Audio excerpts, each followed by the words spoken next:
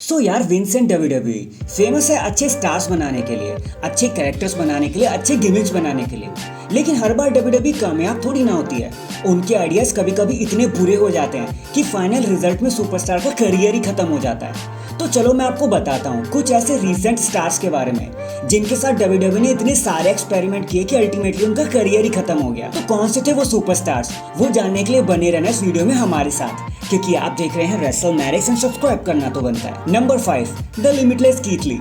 अब यार इन्होंने एनएक्सटी में क्या ही भौकाल मचाया हुआ था, इसके बारे में तो मुझे कुछ भी कहने की जरूरत नहीं है। नॉट ओनली इन्होंने रोमन रेंस के साथ स्टेज शेयर किया, बल्कि ये first ever north American and NXT champion बन पाए। पूरी इज्जत के साथ अपना टाइटल सरेंडर भी कर दिया। एंड रॉयल रंबल 2020 में तो इन्होंने ब्रॉक लेसनर का आमना सामना भी किया, भिड़ गए थे उनसे, और हमें ऐसा लगने लगा कि अब रियल बीस्ट स्लेयर हमारे सामने आ चुका है। लेकिन जैसे ही इनको मेन रोस्टर से बुलावा आया, मानो जैसे इनकी पूरी दुनिया ही बदल गई हो। डब्ल्यूडब्ल्यूई ने सबसे पहले तो उनकी आइकॉनिक थीम को चेंज किया, फिर ड्रेस कोड को चेंज किया, जिसके लिए डब्ल्यूडब्ल्यूई यूनिवर्स ने इतनी सारी गालियां दी डब्ल्यूडब्ल्यूई को कि आज भी उन्हें याद होगा। फिर नॉट ओनली इनकी कैरेक्टर को चेंज किया, और तो और इनके नेम को कीथ ली से चेंज करके बेयरकैट ली कर दिया। एंड जब डब्ल्यूडब्ल्यूई के सारे ही प्लान्स इनके लिए फेल हो गए तो अल्टीमेटली उन्होंने कीथ ली को रिलीज ही कर दिया। Next number 4, Karrion Kross. ये भी एनएक्सटी की ही देन है। अब इनके बारे में आप इतना जान लो कि जब भी ये स्कारलेट के साथ एंट्रेंस लेते थे ना, तो माहौल पूरा बदल जाता था।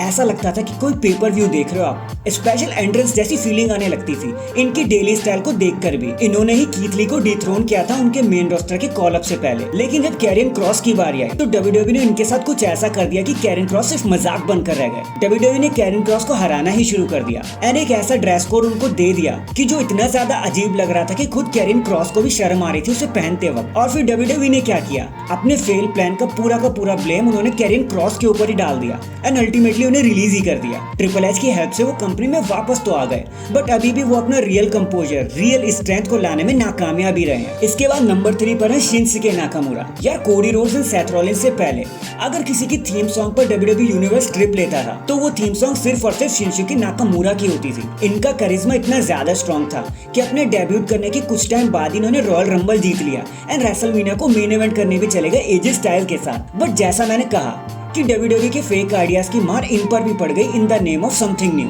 इन्होंने इमीडिएटली शिंसुके नाकामुरा को रेसलमेनिया 34 में ही मैच के बाद हील बनवा दिया, उनकी थीम सॉन्ग में चेंज कर दिए एंड अजीब सा कैरेक्टर थमा दिया उन्हें, जिसके बाद फिर से डब्ल्यूडब्ल्यूई को हीट मिलना शुरू हो गई। एंड फिर जब कुछ टाइम तक उनका कोई भी आइडिया काम नहीं आया तो उन्होंने शिंसुके नाकामुरा को दोबारा रीपैकेज किया एंड फेस बना दिया। लकीली उनकी थीम सॉन्ग उन्हें वापस मिल गई एंड फिर से वो धमाल मचाना शुरू कर दिए। बट अनफॉर्चुनेटली यार डब्ल्यूडब्ल्यूई फिर से उन्हें हील बनवाने की तरफ देख रही है, दोबारा से उन पर काम करने लगी है कि शिंसुके नाकामुरा हील बन जाए। आई बटन पर लिंक तो शो कर ही रहा होगा। पूरा मंडे नाइट रॉ का हाल वहाँ पे जान लोगे आप, और ये भी जान लोगे कि शिंसुके नाकामुरा के साथ आजकल चल ही क्या रहा है। नाउ नंबर 2, हमारी सभी की प्यारी एलेक्सा ब्लिस। गाइज यही वो ऐसी इकलौती फीमेल रेसलर है जिनकी वजह से सारा मेल यूनिवर्स जाग गया है। ये चाहे हील बन जाए चाहे फेस बन जाए, इनका इंटरेस्ट तो बिल्कुल भी कम नहीं होने वाला। सारे के सारे इनको बस प्यार ही करते रहते थे, चाहे ये हील बने चाहे ये फेस बने। उल्टा इनका गॉडेस कैरेक्टर इतना ज्यादा फेमस हुआ कि सब इनको सिर्फ गॉडेस बनते हुए ही देखना चाहते थे। सब कुछ चाम की तरह काम कर रहा था एलेक्सा ब्लिस के लिए। मनी इन द बैंक भी जीता, सक्सेसफुली कैश इन भी किया एंड मल्टीपल टाइटल को भी जीतने में वो कामयाब रही एंड रेसलमेनिया को होस्ट भी किया। बट दिस इज डब्ल्यूडब्ल्यूई ना, फिर से उन्होंने अपना दिमाग चलाना शुरू कर दिया, टांग अड़ाना शुरू कर दिया एंड कर दी लाइफ की सबसे बड़ी गलती, जब एलेक्सा ब्लिस को ब्रे वाइट के साथ पेयर कर दिया। अरे ब्रे वाइट तो पहले से ही ठीक ठाक चल रहे थे, उनके साथ एलेक्सा ब्लिस को डालने की क्या ही जरूरत थी। उन्हें भूतनी बना दिया एंड क्रिंज सी डॉल पकड़ा दी।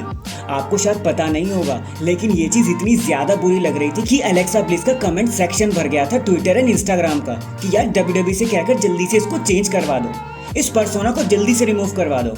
लेकिन डब्ल्यूडब्ल्यूई ढीठ बनकर बैठी रही एंड उन्होंने किसी भी बात के लिए कोई भी एक्शन नहीं लिया। यार हमारी क्यों सुनने लगी वो। एंड अल्टीमेटली एलेक्सा ब्लिस भी रूम कर दी गई एंड तब से लेके अभी तक एलेक्सा ब्लिस बस खुद को ढूंढने में ही लगी हुई है। खैर फिलहाल के लिए तो she is pregnant, so congratulations Alexa bliss. अगले साल देखते हैं डब्ल्यूडब्ल्यूई उनके लिए क्या लेकर आएगी।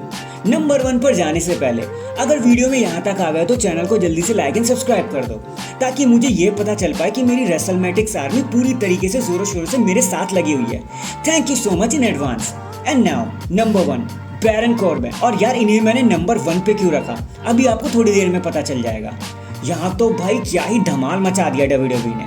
जितने मजे इनके साथ लिए हैं ना, I do not think so कि किसी भी स्टार्स के साथ इतने कभी भी मजे लिए होंगे WWE ने। पहले तो आप ये जान लो कि बैरन कॉर्बिन ने रेसलमेनिया 32 में डेब्यूट किया था। मेन रोस्टर पर आते ही उन्होंने केन को एलिमिनेट किया and on the giant memorial battle royal को जीता। देन फास्ट फॉरवर्ड वो स्मैकडाउन में ड्राफ्ट कर दिए गए एंड उसी रात में उन्होंने number 1 contendership for the WWE championship के लिए कम्पीट भी किया। वो आगे चलकर यूनाइटेड स्टेट चैंपियन भी बने एंड अपने लोन वुल्फ कैरेक्टर के साथ स्मैकडाउन को सर्वाइवर सीरीज में रिप्रेजेंट भी किया एंड मैच को जीतकर सबके सामने आए। मिस के खिलाफ उन्होंने ये मैच लड़ा था एंड उस टाइम ब्रॉन स्ट्रोमैन को एलिमिनेट किया एक ही झटके में, जो Braun Strowman almost unstoppable character के साथ चल रहे थे।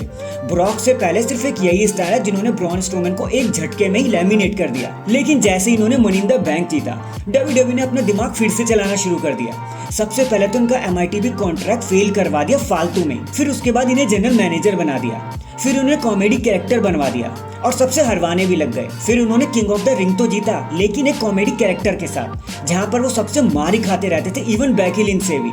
यार रेंडी ऑर्टन आप जल्दी से वापस आओ, 7-8 RKO ठोको बैकी लिंच के ऊपर एंड देन टेल हर कि असली रियल मैन कौन है। खैर यहाँ भी WWE रुकने वाली कहाँ थी। डॉग फाइट में तो जैसे ह्यूमिलिएट ही कर दिया था बैरन कॉर्बिन को, भिखारी कॉर्बिन बना दिया बाद में, और फिर हैप्पी कॉर्बिन भी बना दिया, और जो पूरी तरीके से अच्छे से उनका कैरेक्टर बर्बाद कर दिया ना, खत्म कर दिया, तो बैरन कॉर्बिन को दोबारा से NXT भेज दिया रीपैकेज करने के लिए। And that's why I hate WWE। अबे गधों, जो चीजें पहले से ही धूम मचा रही है उसके साथ एक्सपेरिमेंट करके उसको क्यों खराब करना है? अपने अच्छे खासे कैरेक्टर को क्यों बर्बाद कर रहे हो आप फालतू में ही? करियर खराब होता है यार किसी रेसलर का ऐसे।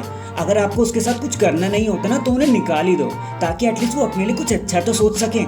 सो गाइस, इन चीजों से हमने क्या सीखा कि कभी कभी चीजों को वैसे ही छोड़ देना चाहिए जैसा कि वो होती हैं।